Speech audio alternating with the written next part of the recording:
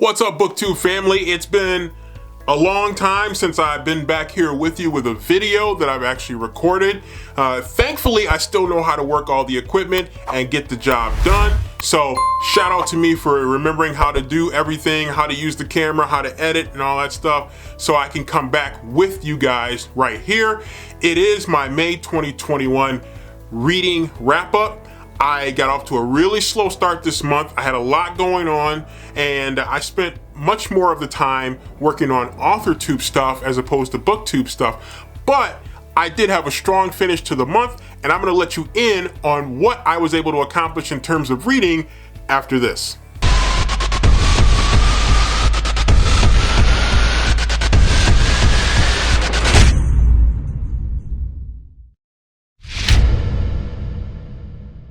First things first, if you could, please consider hitting the like button for this video. And if you haven't already subscribed to the channel, I would definitely appreciate it if you would consider hitting the subscribe button for future content on this channel or to explore past content on this channel.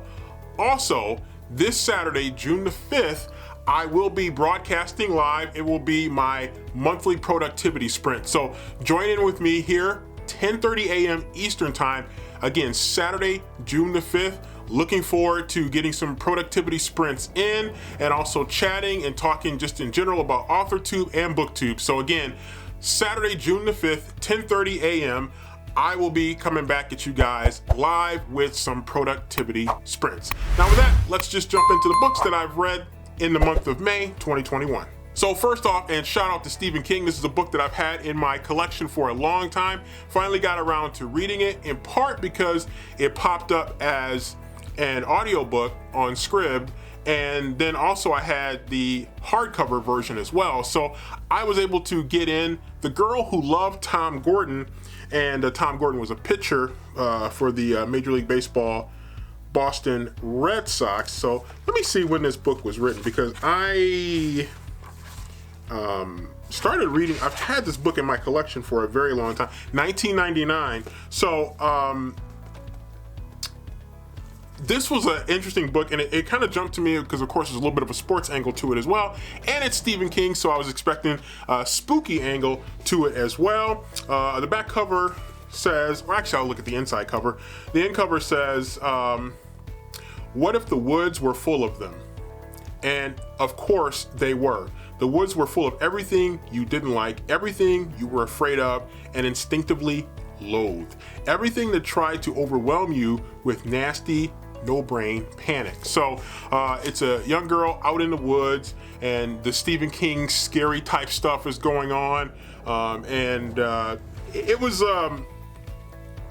an interesting book. Let me just read a little bit of the first paragraph. The brochure promised a moderate to difficult 6-mile hike on the Maine, New Hampshire branch of the Appalachian Trail, where 9-year-old Tricia McFarlane was to spend Saturday with her older brother Pete and her recently divorced mother.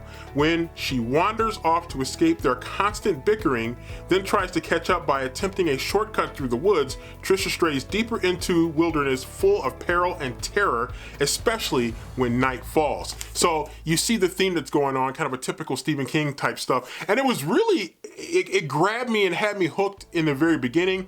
But then it kind of, even though it's a relatively short book, I think less than 200 pages, it kind of drags on a little bit, and it kind of feels like it becomes a little bit repetitive. Shout out to Stephen King, got a lot of love for Stephen King. But this one kind of dragged on a little bit, but it was an interesting concept, and I was definitely excited about reading it. And I like to catch up because I still got a lot of Stephen King books that I need to read, and this was one that I've been wanting to get to for a long time.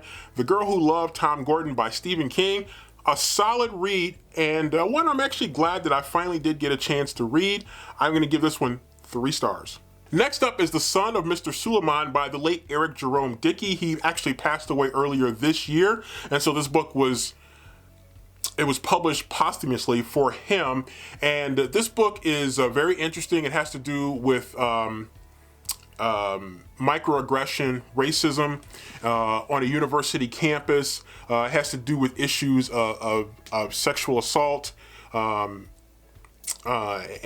sexual harassment, and it's just a lot going on in this book. It is a beast of a book in terms of length, well over 500 pages, and it was kind of repetitive in some spots with some of the same things happening over and over again, and they were really driving. He was really driving home the points about racism and the dynamics.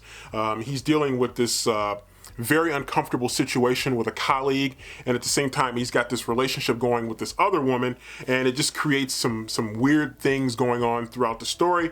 But it really is a very compelling story. And he also has I'm trying not to be too spoiler. There's a traumatic situation that happens to him during the book, kind of sort of toward the middle of the book, that really changes the dynamic of the book. But it's really good. I haven't read enough Eric Jerome Dickey books. I read some of him in the past, and I've been meaning to get around to reading more of his in the future. I've got 2 or 3 of his books laying around that I haven't had a chance to finish.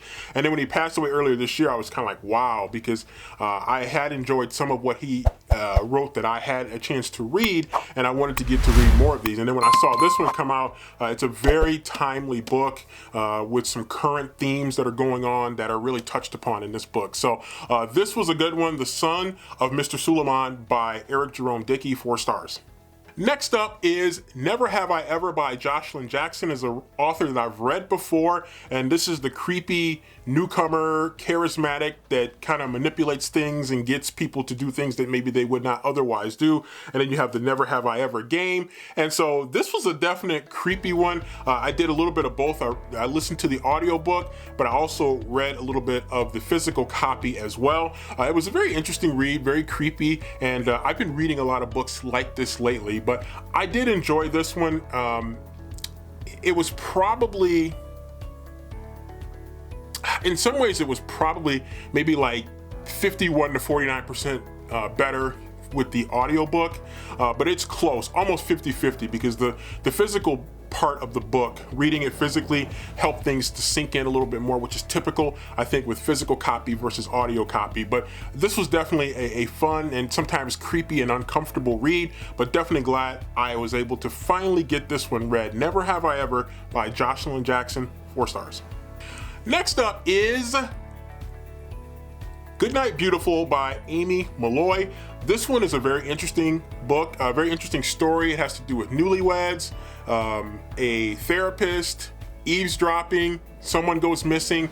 Lots going on in this one. I finally got a chance to read this one. Again, hybrid, listened to it a little bit through audiobook and then read some of it with the physical copy of the book, but very interesting, really a quick read, and really got right to the point, and I enjoyed that aspect of this book. So it was definitely kind of the thriller type that I've really been into lately, so definitely glad I picked up this one. Goodnight Beautiful by Amy Malloy, 4 stars.